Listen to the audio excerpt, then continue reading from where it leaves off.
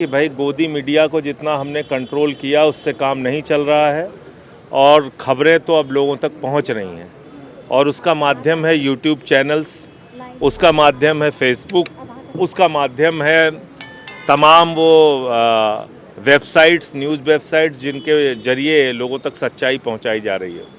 Reels बना के, video बना के, मौके पे जाके ग्राउंड रिपोर्टिंग करके, तो उस पर भी ये रोक लगाने की कोशिश है। जिस तरह से कई चैनलों पे पिछले दिनों कार्रवाई हुई या इन्फ्लुएंसर्स पे कार्रवाई हुई, मैंने ये मुद्दा पार्लियामेंट में भी उठाया था और ऐसी किसी भी कोशिश के खिलाफ आम आदमी पार्टी और हम लोग लड़ेंगे। सर, राघव चड्ढा जी के बारे में क्या कहेंगे? आम आदमी पार्टी ने उनको उपनेता से हटाया है। अब उसकी उसके संबंध में जो पार्टी का निर्णय था वो राज्यसभा सचिवालय को अवगत करा दिया गया है। सर, देश के ताज़ा हालात पर क्या कहना है? सरकार कह रही है सब कुछ ठीक है लेकिन लोग पलायन कर रहे हैं दिल्ली से सिलेंडर। नहीं, लोग जानबूझ के गैस की लाइन में खड़े हैं घंटों घंटे, और प्रॉब्लम तो कोई है नहीं। पेट्रोल पंप पे ज़बरदस्ती जाके हल्ला कर रहे हैं लोग। इसका मतलब सबको या तो मिर्गी का दौरा पड़ रहा है या पागलपन का दौरा पड़ रहा है। इस देश की जनता बेवकूफ़ है, पागल है। वो जानबूझ के गैस की लाइनों में खड़ी है, 7-7, 8-8 हज़ार रुपये का सिलेंडर खरीद रही है। तो यही हो सकता है और तो मुझे कुछ नहीं लगा। लेकिन सर, कल ही मोदी जी ने कहा है कि राहुल गांधी विपक्ष पार्टियां केवल जनता को पैनिक कर रही हैं, ऐसे कोई हालात हैं नहीं देश में। किसने पैनिक किया? कौन बोला? प्रधानमंत्री ने सदन में खुद कहा कि कोरोना जैसे हालात इस देश में आने वाले हैं। कोरोना में क्या हुआ था? लाखों लोगों ने अपनी जान गंवाई थी। तो ये तो प्रधानमंत्री कह रहे हैं ना कि लाखों लोग इस देश में जान गंवाने वाले हैं, ऐसे हालात पैदा होंगे कोरोना जैसे। तो डराने का काम तो प्रधानमंत्री, जिस दिन प्रधानमंत्री ने स्पीच दी उनके खुद के गृह राज्य में गुजरात में, आप देखिए लंबी लंबी लाइनें सूरत में, अहमदाबाद में पेट्रोल पंप्स के ऊपर लग गई। तो ये खाली विपक्ष को हर चीज़ पे आरोपित करना ठीक नहीं। और दूसरी बात तो ये समस्या तो प्रधानमंत्री जी ने खुद से बुलाई है ना। उन्होंने कहा साफ तौर पे कि आ संकट मेरे घर आ, गाना गाया उसके लिए।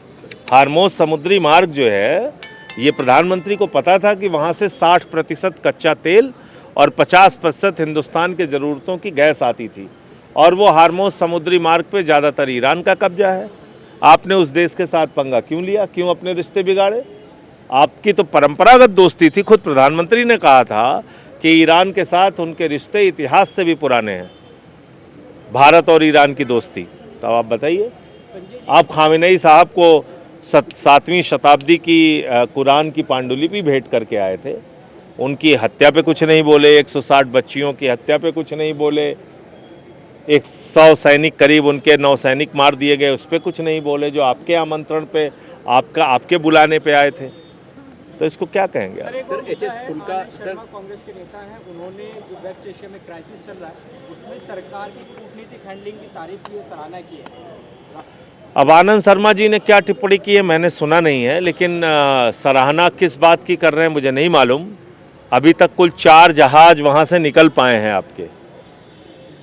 रूस और चीन के जहाज निर्बाध रूप से उनके ज़रूरतों के तेल और गैस लेके जा रहे हैं। उनके जहाज़ों को नहीं रोका जा रहा है, कुछ यहाँ तक कि बांग्लादेश के जहाज़ों को नहीं रोका जा रहा है, और आपके जहाज़ अभी भी 1-1, 2-2 करके निकल पा रहे हैं।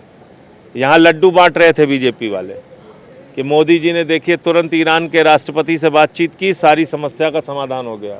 करिए समाधान, हम भी तारीफ़ करेंगे आपकी, लेकिन ऐसे झूठ मत फैलाइए। और सच्चाई ये है कि अभी भी हम एक जहाज़ अपना वहाँ से पार कराने के लिए संघर्ष कर रहे हैं।